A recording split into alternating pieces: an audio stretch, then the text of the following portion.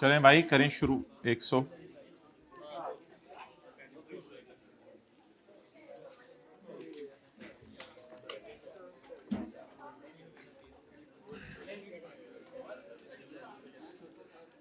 किधर है जी final accounts?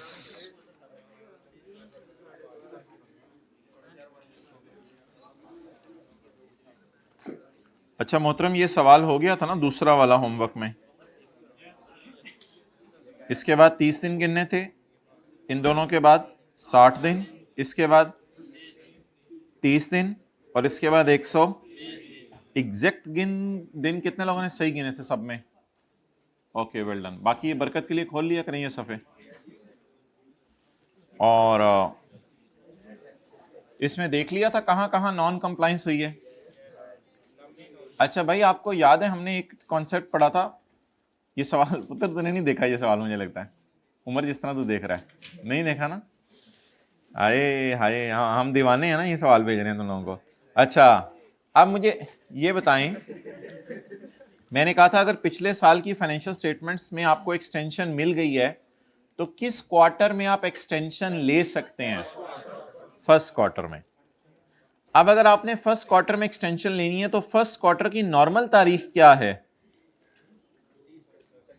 ओ भाई ये तो नीचे निकाली हुई थे ना आंसर 1 में। फर्स्ट क्वार्टर के 30 दिन कब पूरे होने हैं? 28 दिन फरवरी के और 2 दिन मार्च के। अब आपको 30 दिन की छूट मिलनी है या अगर आपकी एनुअल फाइनेंशियल स्टेटमेंट्स में आपको छूट मिल गई है तो आप किस में छूट ले सकते हैं? फर्स्ट क्वार्टर में। तो फर्स्ट क्वार्टर के अंदर जो आपको छूट मिलनी है वो फर्दर 30 डेज की मिल जानी है।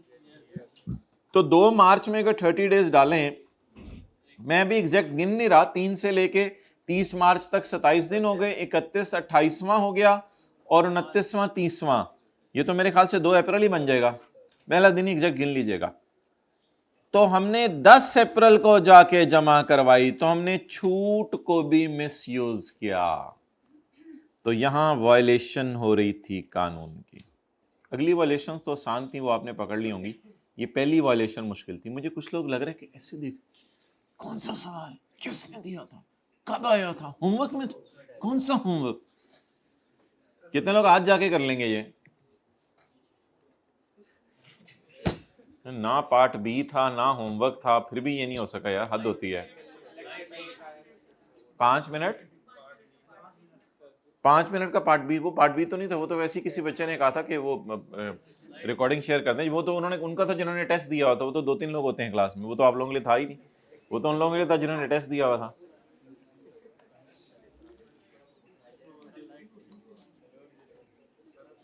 से अफसोस हुआ है वैसे। चलें भाई, ये जो लोग साथ साथ चल रहे हैं बस वो हाथ खड़ा करके बता दें, हम उनके लिए तो कुछ करेंगे ना। हाँ वेल डन वेल डन, जो लोग साथ साथ चल रहे हैं हाइब्रिड में जी माय डियर, कौन लोग जिन्होंने सारे सवाल देखे हैं, सारे सफ़े देखे हैं, एमसीक्यू सॉल्व किया? अच्छा जी, अच्छा ये सफ़े हमने 2 अटैच किए थे। नेस्ले ने अपनी 2025 की फर्स्ट क्वार्टर की फाइनेंशियल स्टेटमेंट्स हाफ ईयरली में 2 होंगी ना अंदर, हाफ ईयरली में एक तो इन्होंने हाफ ईयर की भी की होंगी 6 मंथ की और 3 मंथ की भी की होंगी। हाफ ईयरली वाली में कौन सी फाइनेंशियल स्टेटमेंट साथ होती हैं? फर्स्ट क्वार्टर वाले में फर्स्ट क्वार्टर की साथ होंगी और हाफ ईयरली वाली में हाफ ईयर और सेकेंड क्वार्टर। जिन्होंने क्लासें ले रहे हैं और होमवर्क कर रहे हैं उनसे बातें हो रही हैं सारी। और थर्ड क्वार्टर तो अपनी जात में एक थर्ड क्वार्टर है, फोर्थ क्वार्टर का तो कोई तस्वर ही नहीं है। अच्छा, और फिर इसके बाद हमने ये भी अटैच किया था, शायद आपने देखा हो, साडा किथे ये जब हमने ओपन किया इनकी उसमें जाके हाफ ईयरली अकाउंट्स को प्रेस किया, तो हाफ ईयरली अकाउंट्स जब हमने ओपन किए तो ये खुला। अब हाफ ईयरली अकाउंट्स में मजे की बात देखें, 1 जनवरी से 30 जून मेरे ख्याल से होगा ना, तो ये इन्होंने सेमी एनुअल अकाउंट्स भी दिए हुए हैं और ये इन्होंने 3 मंथ पीरियड एंडेड लॉस लिखा हुआ है। ये कब से कब तक का होगा? अप्रैल मई जून, अप्रैल मई जून। तो याद रखें जब सेकेंड क्वार्टर एंड होता है तो सेमी एनुअल भी तो एंड हो जाता है ना। तो ये जो सेमी एनुअल फाइनेंशियल स्टेटमेंट्स हैं उनके बहुत से आपे हैं, उनमें 2 काम करने होते हैं आपने। आपने अप्रैल मई जून का भी P&L बनाना होता है, और जनवरी फरवरी मार्च अप्रैल मई जून का भी P&L बनाना होता है। और आपने एक और काम करना होता है, लिमिटेड स्कोप रिव्यू भी कराना होता है। तो ये सब कुछ आपने करना होता है जब आपका कौन सा क्वार्टर एंड हो जाए, सेकंड क्वार्टर एंड हो जाए। तो ये थे जी कल वाले नोट्स, जरा तसल्ली से जाके देख लीजिएगा, अगर साथ साथ आप नोट्स डाउनलोड करके काम कर रहे हैं। बातें तो सारी उन्हीं लोगों से हो रही हैं। ओके, अच्छा मोहतरम, तशरीफ ले आए page number 260,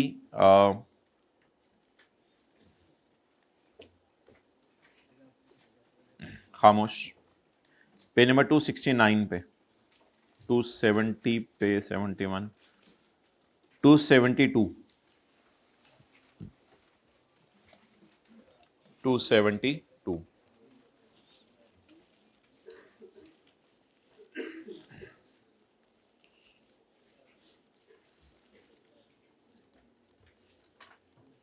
short term loans, कल तो हमने लॉन्ग टर्म पढ़े थे ना डायरेक्टर्स वगैरह के। Short term loans to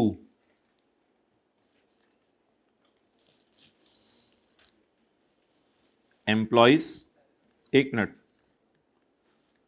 as per HR policy, या to suppliers of goods,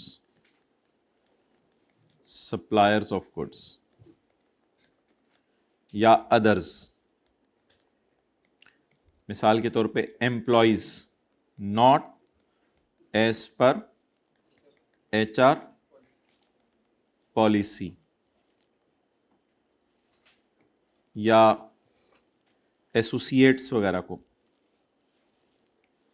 associates, related parties, associates, related parties. एक मिनट जरा देख लीजिएगा, एसोसिएट्स, रिलेटेड पार्टी, और भी कोई अदर्स।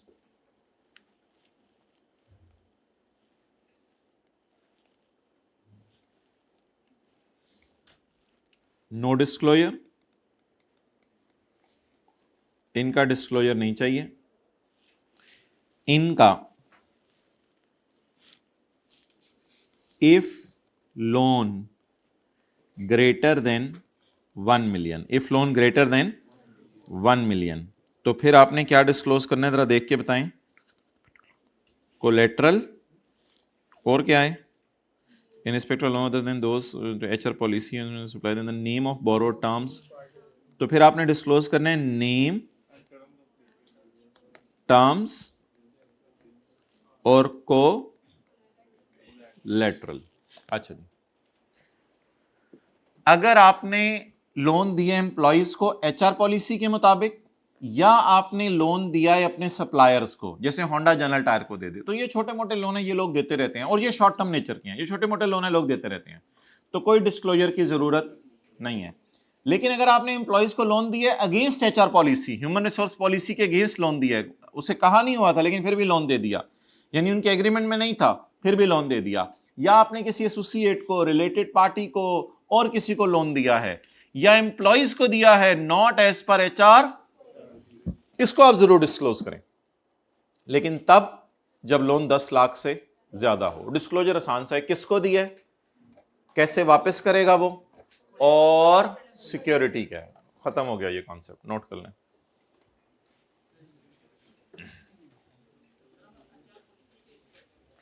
HR पॉलिसी चेंज कर दो, वो तो बहुत अच्छा है भाईयन, तो माशाल्लाह समझदार बंदा है।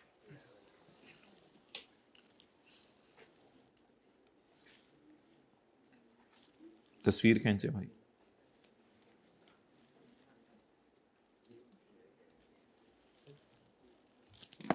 जज़ाकल्लाह।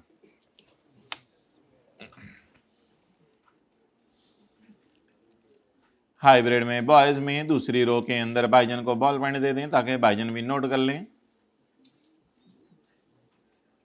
वो उंगली से लिखने लग गया। My bro, you are our bro.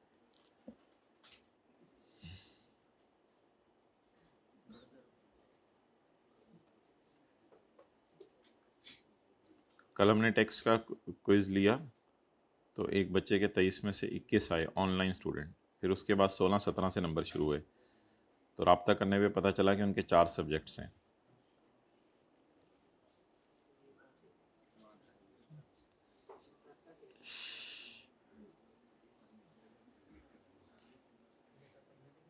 भाईजान पानी कट रही थी सड़कों चो, पानी कट के तुसीं की कर रहे थी भाई, तुसीं की कर रहे थे? यदि मदद कर रहे थे।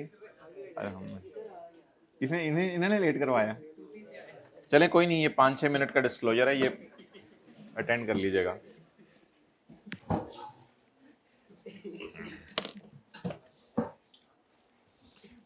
ये तो भाई ये एरो है, ये एरोप्लेन मोड नहीं है, ये येलो में एरो लगा हुआ है।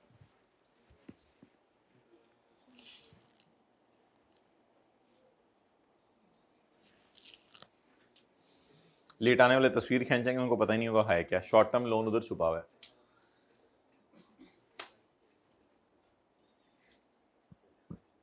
याद कर लें जरा ज़बानी, जो लेट आने वाले हैं देखें इधर। अगर आपने थोड़े अरसे के लिए लोन दिया एम्प्लॉय को एज पर एचआर पॉलिसी, या सप्लायर ऑफ गुड्स को आपने लोन दिया है, तो फिर ऐसी सूरत में कोई डिस्क्लोजर की ज़रूरत नहीं है। लेकिन अगर आपने इनके अलावा किसी को लोन दे दिया, फॉर एग्जाम्पल एम्प्लॉयज़ को लोन दे दिया एचआर पॉलिसी के अगेंस्ट, या एसोसिएट्स रिलेटेड पार्टीज को दे दिया आपने लोन, तो फिर 10 लाख से अगर ज़्यादा हो तो डिस्क्लोज करें, और अगर 10 लाख से, यानी आगे 2 एरोज बनाने की जरूरत नहीं, ग्रेटर देन और वो, इतना तो आप समझदार हैं। डन।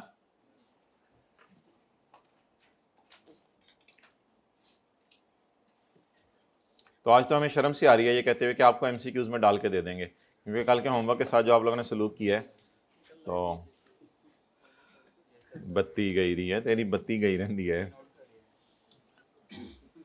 उमर ऐसे तो ना करें, अब आप भी ये कहेंगे नोट कर रहे हैं। तो जैकेट क्यों ला छड़ी है, दिखाएं jacket.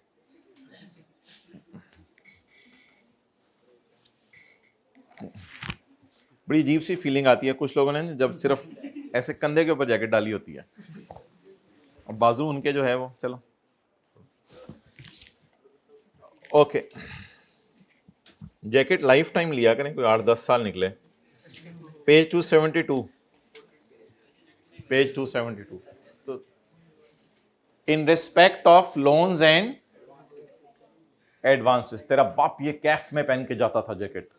In respect of loans and advances other than those to employees as per, इसको तो ब्रैकेट में ले लेना, यानी इनके डिस्क्लोजर हमने नहीं देने। Other than those to employees as per HR policy और the supplier of goods and services, इसको ब्रैकेट में लेके ब्रैकेट के अलावा वाली लाइन पढ़ें। In case of loans and advances the name of the borrower and the terms of, if the loan exceed together with the particulars of if any shall be separately, यानी अलग अलग बताएं कि क्या कोलेटरल लिए, कितनी terms हैं।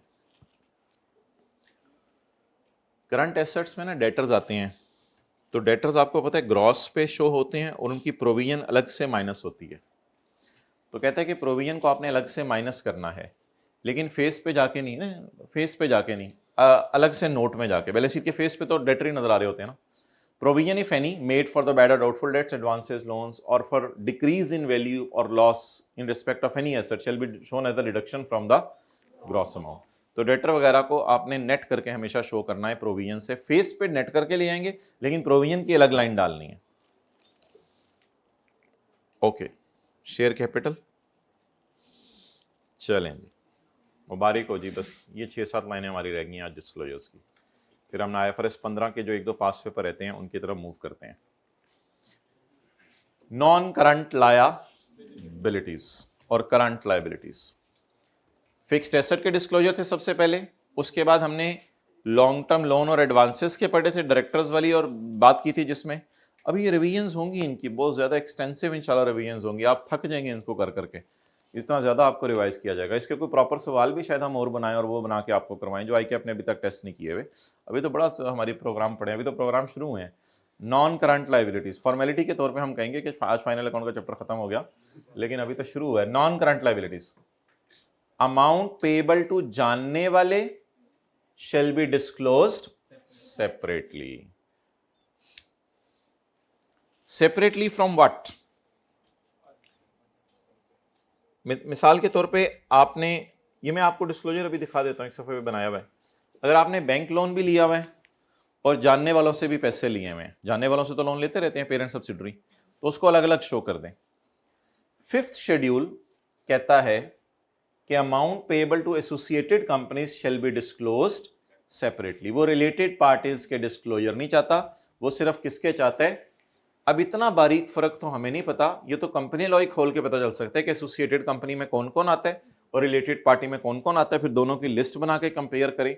वो हमारे स्कोप में नहीं है, लेकिन हमारे स्कोप में कम से कम इतना जरूर है कि अगर एक कंपनी पे फोर्थ शेड्यूल लगता है तो उसने एसोसिएटेड कंपनीज और रिलेटेड पार्टीज से अगर लोन लिया हुआ है तो उसको अलग अलग डिस्क्लोज करे। लेकिन फिफ्थ शेड्यूल में सिर्फ एसोसिएटेड कंपनीज वाले लोन अलग शो करें, बाकी बेशक इधर उधर मर्ज करके भी दिखा देंगे, कोई मसला नहीं।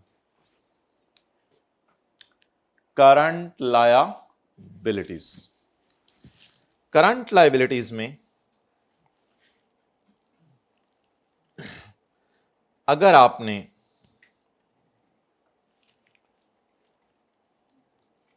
लोन लिया हुआ है तो आपने एक एहतियात करनी है। कितना लोन आपने बैंक या अदर फाइनेंशियल इंस्टीट्यूशन से लिया हुआ है। अदर फाइनेंशियल इंस्टीट्यूशन शायद आपने पढ़े हो, नॉन बैंकिंग फाइनेंस कंपनीज, और बैंक से और नॉन अदर फाइनेंशियल इंस्टीट्यूशन से कितना लोन लिया हुआ है other than related parties. Related parties का यहां जिक्र नहीं करना, रिलेटेड पार्टीज को अलग नीचे लाना है। Loans and advances from related parties. इसमें कई दफा आप लोग उनसे भी लोन लेते हैं जिन्होंने बिजनेस शुरू करने में आपको हेल्प की थी, उनको कहते हैं बिजनेस के स्पॉन्सर्स, या फिर डायरेक्टर से भी लोग लोन लेते हैं। डायरेक्टर को दिया नहीं, डायरेक्टर से लिया, लाइबिलिटी साइड है आज। अलोंग विद द पर्पस, क्यों लिया डायरेक्टर से loan, and utilisation. Related parties में तो पेरेंट सब्सिडरीज सारे आएंगे। और आखिर में थोड़ा सा बता दीजिएगा कि लोन जो आप लोगों ने लिए हुए हैं तो अगले ने सिक्योरिटी मांगी थी या आप पे ट्रस्ट किया है। सिक्योरिटी मांगी थी तो ठीक है, हो सकता है आप पे ट्रस्ट किया हो और आपसे कोई सिक्योरिटी ना मांगी हो, तो ये लोगों को बता दें। चलें जी, आखिरी दो लाइनें। पेएबल टू प्रोविडेंट फंड तो सॉर्ट ऑफ अजीब सा लफ्ज़ है, पता नहीं ये क्यों इस तरह लिखा हुआ इन्होंने। Payable from provident fund to employees. Provident fund के जो पैसे रखे होते हैं बिजनेसमैन ने, वो किसको देने होते हैं, किसी को पता है? एम्प्लॉइज को। तो इस बास्केट से निकाल के किसको देंगे हम? एम्प्लॉइज को। कॉन्ट्रीब्यूटरी पेंशन फंड और any other contributory retirement fund. Contributory इसलिए लफ्ज़ है, आपने टैक्स पढ़ा हुआ है। असल में अक्लमंद एम्प्लॉयर को पता होता है 60 साल में ये रिटायर हो जाने, उसके बाद मैंने पेंशन देनी है, तो अभी से कुछ कंट्रीब्यूशन अपनी तरफ से करते रहते हैं। जैसे बेटी के लिए जहेज़ लेके ग्राइंडर कभी रख लेते हैं, कभी जूसर रख लेते हैं, कभी जो है वो लीमू निचोड़ने वाला रख रहे होते हैं उस पेटी के अंदर खोल के, कभी जो है वो कोका रख रहे होते हैं, कभी कुछ रख रहे होते हैं, कभी जूते का एक पेयर रख रहे होते हैं, कभी दूसरा पेयर, कभी जराब रख रहे होते हैं। तो वो जो पेटी खोल के चीज़ें जारी होती हैं उसको कहते हैं कॉन्ट्रीब्यूशन बाय पेरेंट्स फॉर, हाँ, फॉर बेटी। तो payable from provident fund, contributory pension fund ये होता है कि एम्प्लॉयर ने कंट्रीब्यूट किए हैं पेंशन के पैसे, ये रख दिए हैं बास्केट में या उसको दे दिए हैं, कंट्रीब्यूट किए हैं, या और कोई भी रिटायरमेंट के वक्त जो पैसे देने हैं। Deposits, accrued liabilities and advances, इन तीनों की एंट्रीज बता दें। Deposits, accrued liabilities and advances. Deposits की एंट्री बताएं, एक्रूड लायबिलिटीज की एंट्रीज बताएं और एडवांस की एंट्री बताएं। एडवांस लायबिलिटी में कौन सा आता है? Cash debit, advance from, advance to supplier liabilities में आएगा या advance from customer? Accrued liabilities की एंट्री बताएं। एक्सपेंस डेबिट, रेंट पेएबल या बिजली का bill payable credit. Deposits liabilities में कौन से आएंगे? जो डिपॉजिट लिए हुए हैं या जो डिपॉजिट दिए हुए हैं? डिपॉजिट लिए हुए हैं। Cash debit, deposit payable, deposit payable. मिसाल के तौर पे वापडा है, वापडा ने जब हमसे डिपॉजिट लेगी पैसे तो अगर हम मीटर कैंसिल कराएंगे उसकी नजर में तो वो डिपॉजिट पेएबल होगा। तो ये 3 लफ्ज भी लायबिलिटीज में आने हैं। हाँ, अभी मैं उसकी बिल्कुल डिस्कशन नहीं कर रहा कि बैलेंस शीट के फेस पे ये कैसे जाएंगे और नोट्स में कैसे जाएंगे, अभी मैं उसकी डिस्कशन नहीं कर रहा। अभी मैं आपको बता रहा हूं ये डिस्क्लोज करने हैं, कहां करने हैं, कैसे करने हैं, वो अब मैं आपको बताने लगा हूं थोड़ी देर बाद। फिलहाल डिस्क्लोजर्स पूरे करवा दें, फिर उसके बाद प्रेजेंटेशन तो मैंने अभी इनकी डिस्कस नहीं की।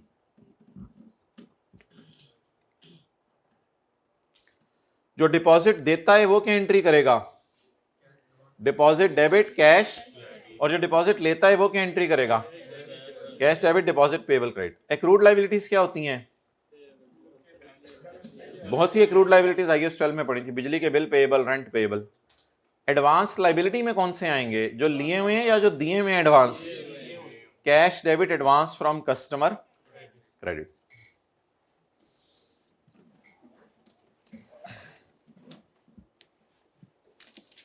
ओके चलें जी, आज के डिस्क्लोजर्स याद करें। नॉन करंट लायबिलिटीज में बताएं क्या करना है। नॉन करंट लायबिलिटीज में अमाउंट, बोले बोले बोले बोले, amount payable to associated companies and related parties shall be disclosed, भाई बातें ना करो। However, in 5th schedule, amount payable to associated company only, only लिख लेना चाहिए ना, यानी रिलेटेड पार्टी की यहां शर्त नहीं है, shall be disclosed। Current liabilities में क्या क्या आएंगे, payable from provident fund to employees at the time of their retirement, contributions in pension, वो जो जहेज की पेटी होती है डेट इज पेएबल टू बेटी, तो debt is like a liability on parents. वो एसेट तो नजर आ रहा होता है लेकिन वो पेएबल है। तो पेंशन फंड का मतलब ये होता है कि एम्प्लॉयर ने एम्प्लॉय की पेंशन के लिए पैसे लग करके रख लिए हैं, ये इसने इसको रिटायरमेंट के टाइम पे देने हैं। वैसे ये बहस अलग है कि इनको हम नॉन करंट लायबिलिटीज में दिखाते हैं, कंपनी लॉ बनाने वाला पता नहीं क्यों इनको करंट लायबिलिटीज में लिख के चला गया, चलो मर्जी उसकी। एनी अदर कॉन्ट्रीब्यूशन, हम ग्रेचुटी पेएबल वगैरह को हमेशा नॉन करंट लायबिलिटीज में दिखाइएगा। ये पेमेंट्स पता नहीं कब करनी होती हैं, जब कभी रिटायर होगा, रिटायर पता नहीं कितने साल बाद होना है, कंपनी लॉ बनाने वाले की मर्जी। अच्छा, and any other contributory retirement funds. Deposits payable या जो जमा कराए हुए हैं पेएबल। एक्रूड लायबिलिटीज, बिजली के bill payable, and advance from customer. एक डिस्क्लोजर तो आसान का है, लोन का है। लोन में किस किस का लोन अलग शो करने, बैंकिंग कंपनीज का अलग शो करने और फाइनेंशियल इंस्टीट्यूशन का। कहते हैं मैं यहां रिलेटेड पार्टी की बात नहीं कर रहा, उसके लिए नीचे अलग पॉइंट है, और रिलेटेड पार्टीज का अलग शो करना। रिलेटेड पार्टी में कौन कौन आएगा, स्पॉन्सर्स भी आएंगे, डायरेक्टर्स भी आएंगे। अच्छा, आपने देखा होगा बैंक के लोन के अंदर आपने पर्पस और यूटिलाइजेशन नहीं बतानी, लेकिन इनके लोन में पर्पस और यूटिलाइजेशन बतानी है, और ये हर लोन के बारे में बताने के सिक्योर्ड है या नहीं, ये लोन दिए हुए या लोन लिया हुआ है, लोन लिया हुआ है। चलें जी, अब इसको हम कोशिश करते हैं कि एक बने बनाए डिस्क्लोजर के अंदर हम देखें। उदास ना होइएगा फाइनल अकाउंट से, जो डिस्क्लोजर थोड़े बहुत रह गए हैं वो सीए फाइनल में आपको करा दिए जाएंगे, सीए फाइनल की तरह आपको करवा देंगे। अच्छा, अब मुझे ये बताएं कि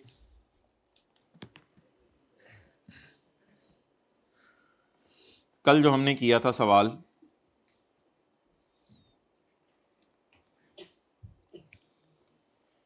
पेज 308 पे हमने इलस्ट्रेटिव डिस्क्लोजर्स बनाए हुए हैं ऑन लायबिलिटीज, जिसमें हमने नॉन करंट भी कवर किए हैं और करंट भी कवर किए हैं। पेज 308 पे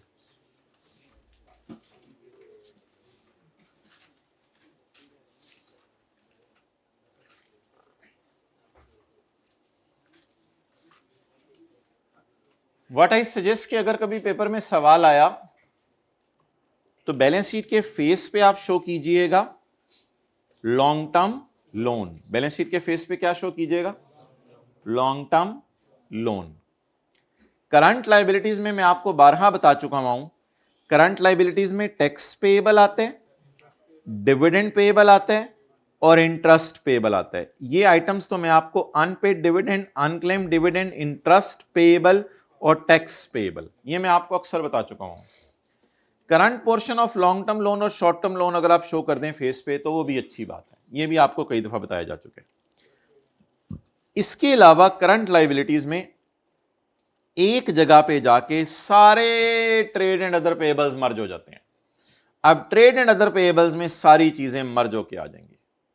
और अगर सिक्योरिटी डिपॉजिट्स हैं पेएबल वाले तो उनको बेहतर है कि ऊपर शो कर दें। सिक्योरिटीज दी हुई हैं या किसी से पकड़ी हुई हैं, उसकी अभी हम डिटेल डिस्कशन करने लगे हैं सिक्योरिटी डिपॉजिट्स की, वो परेशान ना हो। Now what is this and what is this, इन दोनों को कैसे मैच कराएं? इन दोनों में जमीन आसमान का फर्क है। ये डिस्क्लोजर कुछ और मांग रहा है और मैंने फॉर्मेट कुछ और बताया है। पेपर में आपने ये फॉर्मेट यूज करना है। बैलेंस शीट में नॉन करंट लायबिलिटीज में सिर्फ क्या लिखना है, यहां नहीं ब्रेकअप देना कि बैंक से कितना लिया, फलां से कितना लिया, फलां से कितना लिया, ठीक है। और करंट लायबिलिटीज का फॉर्मेट आपको याद है, पब्लिश फाइनेंशियल स्टेटमेंट्स में क्या क्या आ रहा होता है, tax payable, interest payable, dividend payable, current portion of long term loan और शॉर्ट टर्म लोन, और घिसी पिटी चीजें जो भी बच जाएं सारी trade and other payables. Now cover, बैठे जरा हाइब्रिड में जल्दी। Now cover all these things in note 10, 11, 12 and 13. What? This one, this one, this one, this one, this one, this one. Cover these in notes. इनको notes में cover करें. How? So let's read out note 10 so that this portion is covered. What is this? Non-current. And what is this? No, what is this? What is this? ये 10 क्या है? ये 10 क्या है? ये 10 इस चीज को इंश्योर करेगा, ये 10 इस चीज को इंश्योर करेगा। लोन फ्रॉम HBL और लोन फ्रॉम एसोसिएट, ये लोन का क्या होगा यहां पे? प्लीज लिखा करें चीजें, इजी ना लिया करें चीजों को। अच्छा, मूवमेंट वगैरह नहीं शो करनी यहां पे मूवमेंट शो नहीं करनी, बस कैरी डाउन का ब्रेकअप शो करना है। अच्छा, HBL के लोन का कैरी डाउन है 20 मिलियन और इसके लोन का कैरी डाउन है 10 मिलियन, तो टोटल 30 मिलियन। आप बताएं ये 30 मिलियन कहां चला जाएगा? बैलेंस शीट के फेस पर, रुपीज इन मिलियन ऊपर लिखा हुआ है 30 million.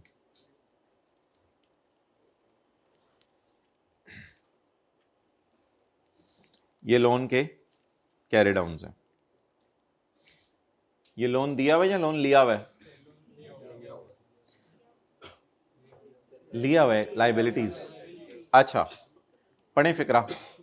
Amount payable to associated companies shall be disclosed separately.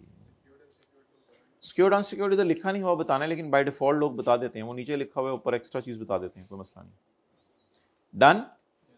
अब इसका डिस्क्लोजर रिक्वायर्ड नहीं था कि बैंक से कितना लोन लिया, लेकिन जाहिर बात है अदर्स की बजाय बेहतर है आप शो कर दें बाकी लोन बैंक से लिया, एक बड़ी चीज होती है ना लोन लेना।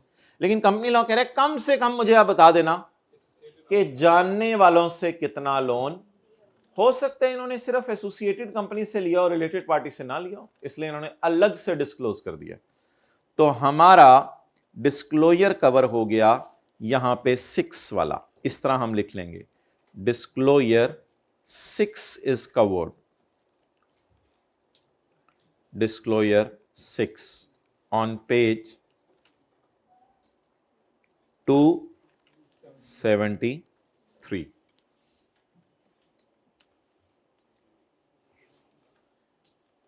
नेक्स्ट, अब बाकी चीजें कवर करवाएं। पहले हम ऐसा करते हैं कि ये लोन कवर कर लेते हैं 3, 4 और 5 करंट लायबिलिटीज में। हम देखने लगे हैं अब point number 11, short term loan. Short term loan, इसमें हम कवर करने लगे हैं डिस्क्लोजर नंबर 7 का 3, 4 और 5। चलिए, ये तो बड़ी खूबसूरत लिंकिंग हो गई। डिस्क्लोजर नंबर 7 का 3, 4 और 5, ये भी बेसिकली कैरी डाउन ही है लोन का, बैलेंस शीट है ना एज ऑन। देखते हैं जी शॉर्ट टर्म लोन हमने किस किस से लिए हुए हैं। ओ, इसमें अगर डायरेक्टर से लिए हुए हैं या स्पॉन्सर से या रिलेटेड पार्टी से लिए हुए हैं तो इनकी आपने पर्पस यूटिलाइजेशन भी बताना है, इनका फाइनेंशियल इंस्टीट्यूशन का पर्पस यूटिलाइजेशन नहीं बताना। शॉर्ट टर्म लोन एमसीबी से लिया हुआ है, ये वैसे को बताना जरूरी नहीं था यहां बैंक्स के भी बताने हैं। ये क्या हो गया 7 का 3, ये क्या हो गया 7 का 3। Loan from subsidiary related party 7 का 4 और साथ साथ कवर हो रहे 7 का 5 सिक्योर्ड अनसिक्योर्ड। अच्छा, और लोन फ्रॉम डायरेक्टर्स 7 का 4। This loan is obtained for buying new sales centre in Lahore, purpose and utilisation.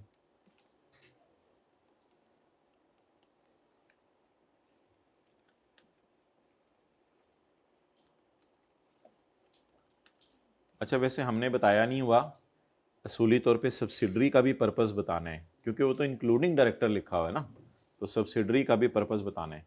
ये असल में सारे पॉइंट का पर्पस बताना है।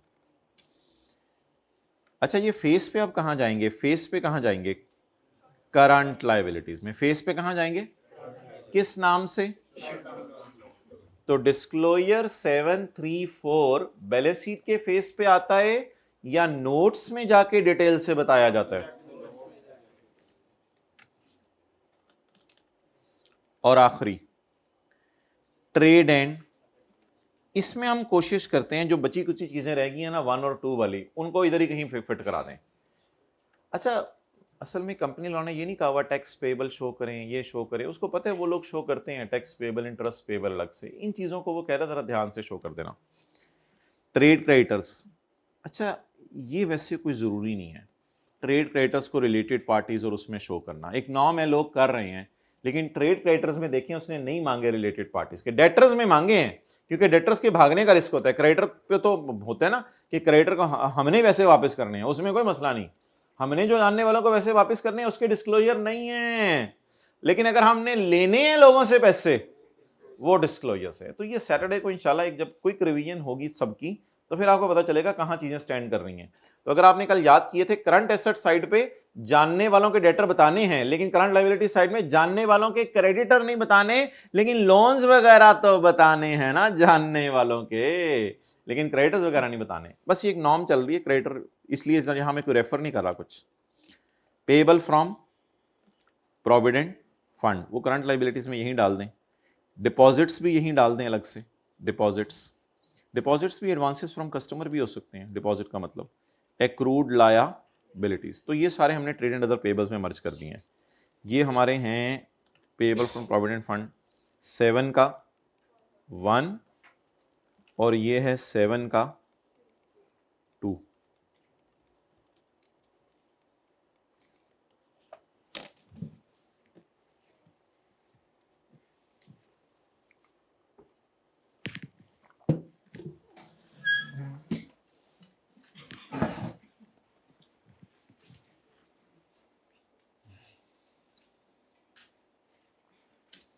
अब एक और एंगल से देखें, पहले इसके फेस को समझ लें सारे को। फेस पे क्या आया, बैलेंस शीट के फेस पे, यहां बैलेंस शीट लिखा हुआ है देख लें, बैलेंस शीट के फेस पे क्या आया, नॉन करंट लायबिलिटीज में क्या लफ्ज आया, long term loan. Long term loan में आपने कोशिश करनी है ये वाले डिस्क्लोजर कवर करने की। डन। करंट लायबिलिटीज में 4 चीजें जो मैंने आपको बताई हुई हैं, interest payable, tax payable, dividend payable और current portion of long term loan. एक नई चीज आज आ गई short term loan, trade and other payables आता था। इन सब के बारे में आपने क्या करना है, इन सब के बारे में आपने जो है वो जहां तक ताल्लुक है शॉर्ट टर्म लोन का, उसमें आपने ये चीजें क्लब कर देनी है शॉर्ट टर्म लोन में, और ट्रेड एंड अदर पेएबल्स में आपने ये डाल देना है, बस बात खत्म होगी। तो ये दोनों कहां जाएंगे, बैलेंस शीट में ट्रेड एंड अदर पेएबल्स में, लेकिन जब ब्रेकअप होगा तो इन सबका ब्रेकअप नीचे अवेलेबल हो जाएगा। और ये सारी चीजें कहां जाएंगी? शॉर्ट टर्म लोन में। तो बार बार बोलें, ये कहां जाएंगी? बैलेंस शीट के फेस पे या नोट 10 में? नोट 10 जो अभी बनाया है, ये कहां जाएंगी? नहीं, ये करंट लायबिलिटीज में, ट्रेड एंड अदर पेबल में चली जाएंगी, फिर नोट में जाके एक्सप्लेन हो जाएंगी, और ये शॉर्ट टर्म लोन में चली जाएंगी। डन। कल इसको इंशाल्लाह रिवाइज कर लेंगे। आखिरी डिस्क्लोजर हमारा page number 274, security deposit payable क्या चीज है जो बार बार आ रहा है? सिक्योरिटी डिपॉजिट पेबल, ये सूली तौर पे वैसे नॉन करंट में पढ़ा होना चाहिए, पता नहीं इसने क्यों करंट में डाला हुआ है। पेपर में नेचर जहां बता देगा वहां हम डाल देंगे। Security deposit payable, Honda received security deposit from dealer, पता नहीं डीलर में ये आता है या ओ आता है, ये है page number 274। Honda received security deposit from dealer. जी एंट्री बताएं, होंडा की बुक्स में एंट्री बताएं।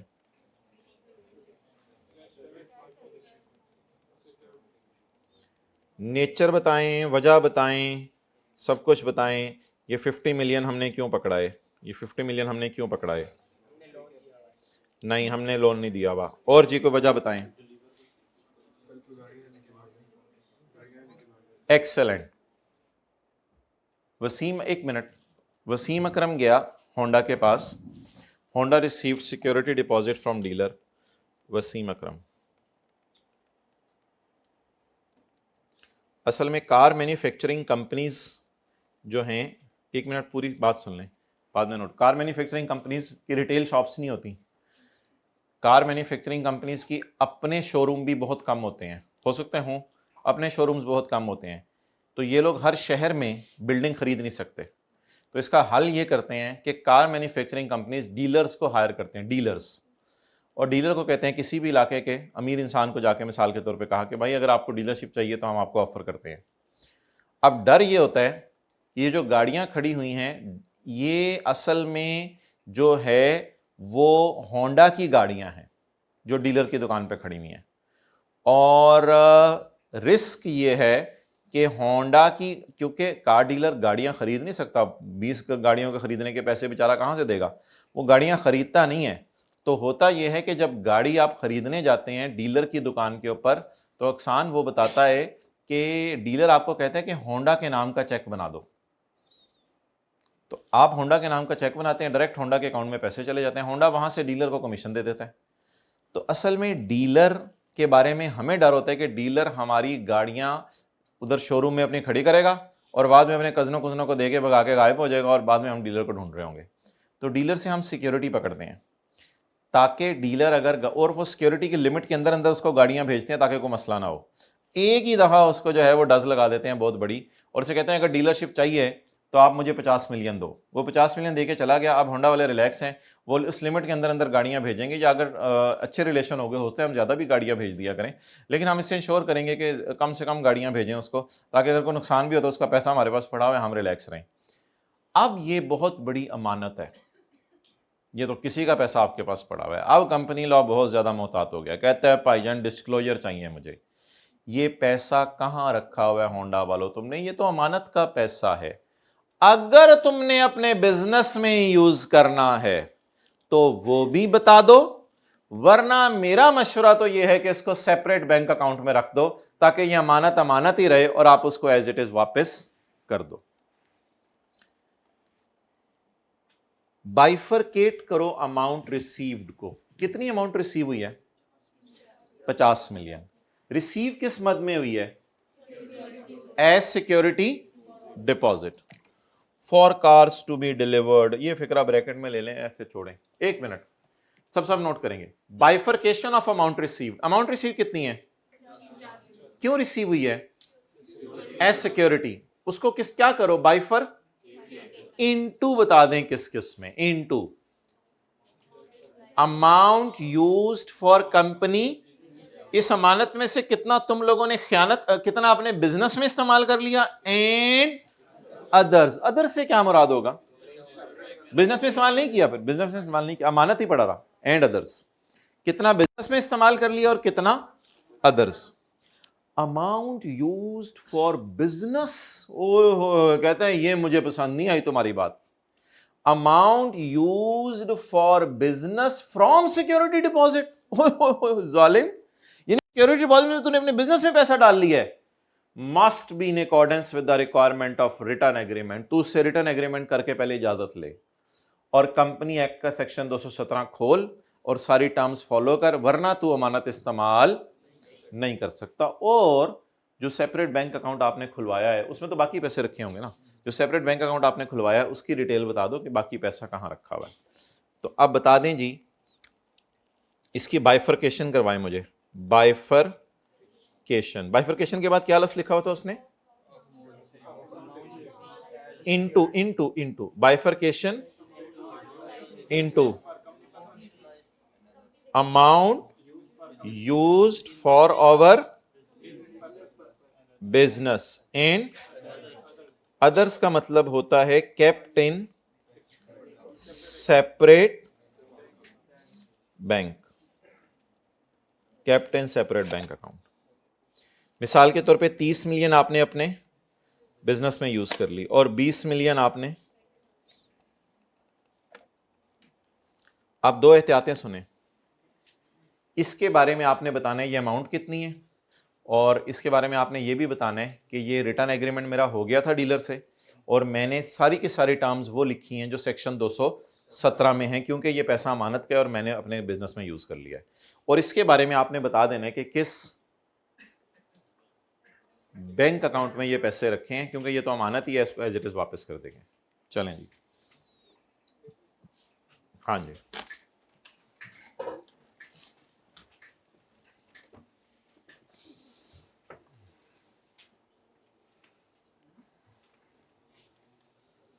भाई वैसे बड़ा दुख हुआ है मुझे कि आप लोग जो है ना वो ये होमवर्क वाले सफ़े और ये सारे आप लोग, जी नहायत दुख की बात है। आप लोगों ने तो किया माशाल्लाह, आप लोगों को तो मैं बात नहीं कर रहा, मैं वो 70, हाँ जी क्या बस कल वाला नहीं किया, बाकी सारा भाई यही सुस्ती यही सुस्तियाँ होती हैं। मैंने आपको किसी दिन कहा कि बस कल वाला लेक्चर तैयार नहीं किया, बाकी तो मैंने तैयार करके आता था।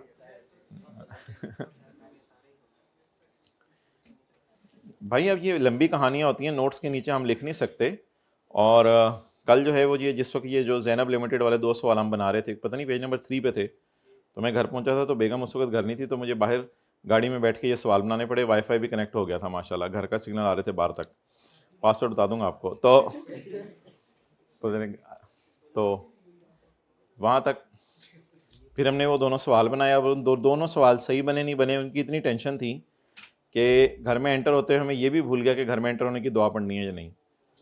तो ये काफ़ी अरसे बाद ऐसा हुआ, ऐसा होना नहीं चाहिए, क्योंकि बड़े फरमाते हैं कि गफलत में ज़िंदगी नहीं गुजारनी, किसी भी किस्म की ज़िंदगी आप गुजारें, गफलत में ज़िंदगी नहीं गुजारनी। तो इसलिए ये सुबह उठने की दुआ, रात को सोने की दुआ, घर में दाखिल होने की दुआ तो आती नहीं लोगों को, निकलने की तो फिर भी आती है, बिस्मिल्लाह तवक्कलतु, एंटर होने की तो 99% लोगों को आती नहीं है। तो इसलिए जो है ना सुन्नत अमाल है, खुद ही सीखने हैं। ये बुक शॉप से शायद मिलती है, कितने रुपए की किताब है? 50 रुपए की किताब है, 26 रुपए की, 40 रुपए की। रोज़ाना एक दुआ याद करके दूसरे को बता दे, और दुआ मांगनी होती है, पढ़नी नहीं होती। उसका तर्जमा आप देखेंगे तो फिर आएगा कि अल्लाह मेरा घर में जाना भी खैर से और फिर निकलना भी खैर से हो। जब उसका तर्जमा पढ़ेंगे फिर दिल भी लगेगा दुआओं में। ओके, वरना पूरी ज़िंदगी बस बिस्मिल्लाहिर्रहमानिर्रहीम खाने से पहले पढ़ने पे बस ज़िंदगी गुजार देंगे। ना कल बारिश होने की कब दुआ पड़ी, अल्लाहुम्मा सय्यिबन नाफ़िअ, अल्लाह मेरे लिए इसमें नफ़ा कर दे। तमाम जब सुन्नत, अच्छा जी चलें, नोट कर लिया।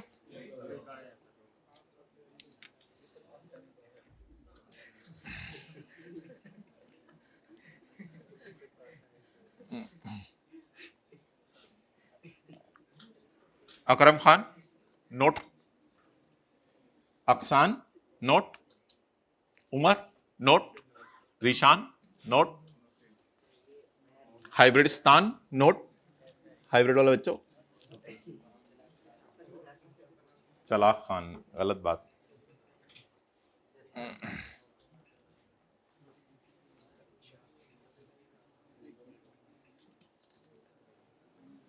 जी अंग्रेजी का फिक्रा याद करें। जल्दी जल्दी, ये अमानत है पैसे, इसको कहते हैं सिक्योरिटी डिपॉजिट पेएबल, हमारी नजर में पेएबल है और उसकी नजर में receivable. Bifurcation into,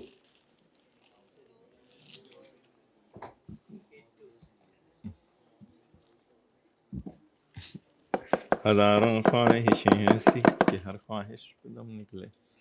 okay, in respect of security deposit payable by Honda, following shall be disclosed। Bifurcate करें जो पैसे आए हैं as security into, as security कितने आए हैं, into amounts used for business कितनी है, एंड अदर्स 20। ये पैसे इसलिए आए हैं कि आपने गाड़ियां वगैरह उससे दी नहीं है। Amounts used for business 30 must be in accordance with the return agreement number 1 and in terms of section 200 and amount capped in separate. अच्छा, अब इसका डिस्क्लोजर कैसे बनता है वो देख लें आप। Long term deposits from dealers, books किसकी हैं, होंडा की। Long term deposits from dealers, आप ये फिगर शो कर दीजिएगा बैलेंस शीट के फेस पे, छोटी मोटी तो करंट लाइबिलिटीज पे भी शो की जा सकती है, ये बैलेंस शीट के फेस पे शो कर दीजिएगा। Long term deposits from dealer, nature बताएं my dear. They represent security deposits received from which by virtue of agreement are interest free. इस तरह की लाइन भी लिखी हो सकती है कि इसमें इंटरेस्ट फ्री है। इंटरेस्ट फ्री मींस कि उनका 50 मिलियन हमने पकड़ा हुआ है ना, तो उसमें हम उनको इंटरेस्ट नहीं दे रहे। These are interest free and these are repayable on cancellation of dealership contract and can not be use for the purpose of, और ये बिजनेस के लिए हम यूज नहीं कर सकते। ये एग्री हो गया, यानी कि पूरा का पूरा पैसा जो 12 मिलियन हमने उनसे लिया हुआ है, ये कोई भी बिजनेस के लिए यूज नहीं कर सकते। These have been kept in separate bank account में भी सेक्शन 217 लगता है, लेकिन वो लॉ बनाने वाले ने नहीं लिखा हुआ। आमतौर पे कंपनीज डिस्क्लोजर में लिख रही हैं कि सेपरेट बैंक अकाउंट में कैसे पैसे रखते हैं, उसके बारे में भी किस सेक्शन में गाइडेंस अवेलेबल है। आप बताएं इन्होंने अमाउंट्स की बाइफर्केशन क्यों नहीं की, इन्होंने 12 मिलियन को बाइफर्केट क्यों नहीं किया, क्योंकि एक लाइन लिख दी है इन्होंने। क्या लाइन लिख दी है, can not be used for the purpose of, therefore there is no need of bifurcation. Bifurcation की कोई जरूरत नहीं है। चलें, हमें, हाँ इसको नॉन करंट में ही शो किया करें अनलेस के सवाल कह दे करंट में। इसका इंशाल्लाह किसी कंपनी का डिस्क्लोजर का स्क्रीनशॉट हमें याद रहा तो आज के नोट्स में अटैच कर दिया जाएगा। अच्छा, अब आप हजरात जो है IFRS 15 निकाल लें। IFRS 15 हमारा रहता है पास पेपर का क्वेश्चन 15।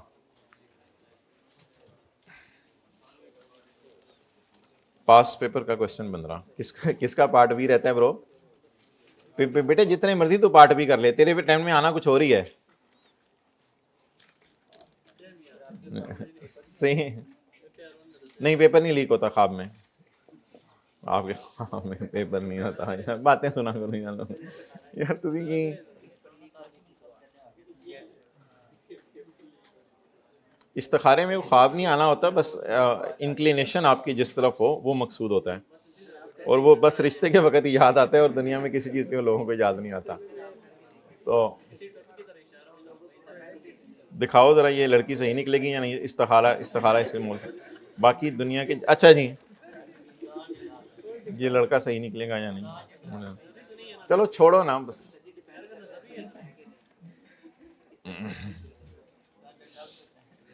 नहीं,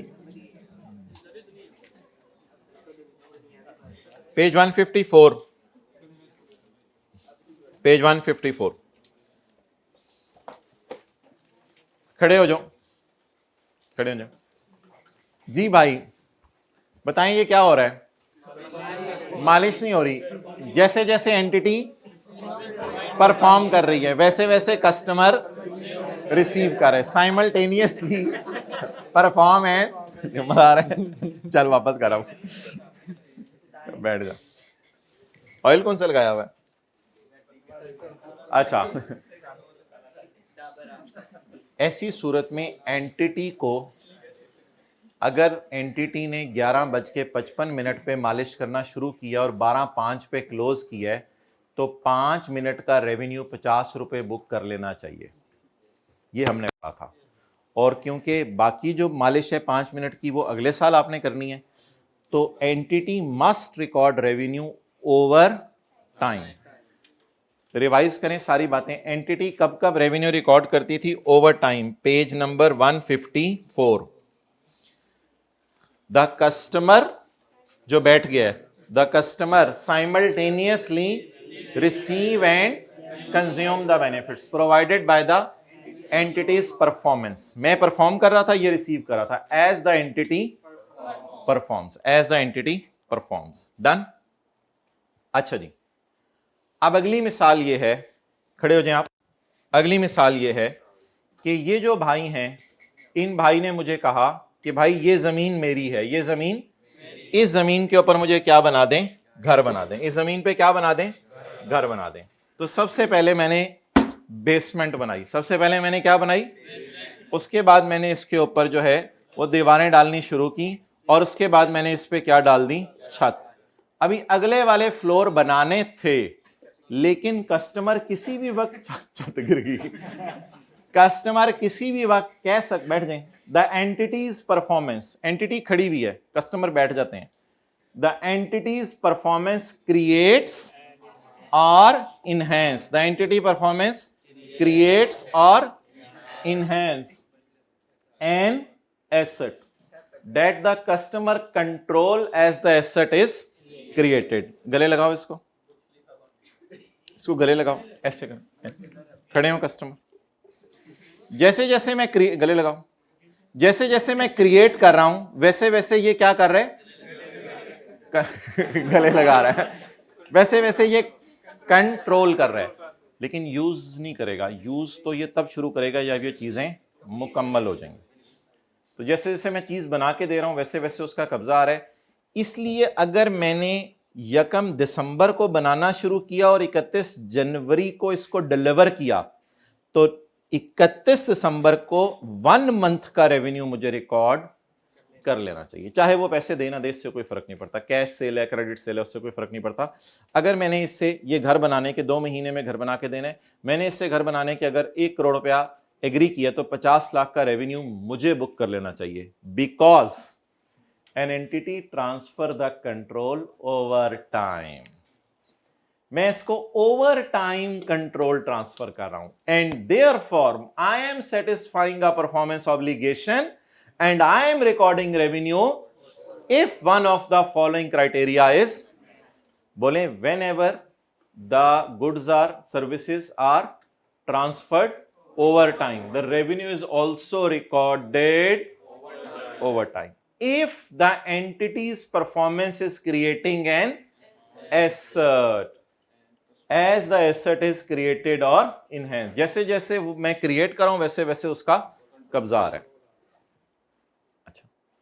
इसमें वो साथ साथ कंज्यूम कर रहा होगा, इसमें इस्तेमाल करना बाद में शुरू करेगा, ऐसे ही है। और एक तीसरा सिनेरियो था जो नए स्टैंडर्ड ने डाला, इसका पुराने स्टैंडर्ड में कोई तस्वुर नहीं था। अब एंटिटी ने मुझे कोई ऐसी चीज बना के दे दी, बनाने को कहा है, सॉरी कस्टमर ने मुझे कोई ऐसी चीज बनाने को कहा है जो मेरे किसी काम की नहीं है। तो दूसरा पार्ट नहीं बनाया हुआ, बनाए।